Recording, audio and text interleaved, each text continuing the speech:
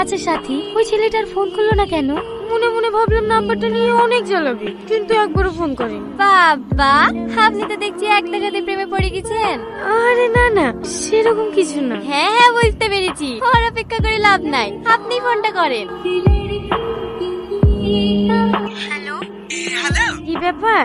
Number নিলে কই phone করলে না তো? ফোন করবো কিভাবে? তুমি তো আমাকে পছন্দই করো না, তার জন্য তো সেদিন কোনো উত্তর না দিয়ে চলে গেলা। তুমি সত্যি একটা গাধা। প্রথম দেখাতেই কোনো মেয়ে হ্যাঁ বলে? আগে দুজন দুজনকে চিনি জানি, তারপরেই তো ভালোবাসা হবে।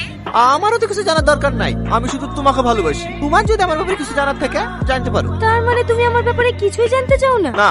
আমি কিন্তু অনেক গরিব। তাতে কি হয়েছে? আমার কিন্তু একবার বিয়ে হয়েছিল, দুটো ছেলেও আছে। আর ছেলের বাবা? ও তো 2 বছর আগেই মারা গেছে। তাহলে আবার সমস্যা কোথায়? আমি ছেলের বাবাতে রাজি, শুধু ছেলের মা রাজি থাকলে হবে। তুমি আসলে একটা পাগল।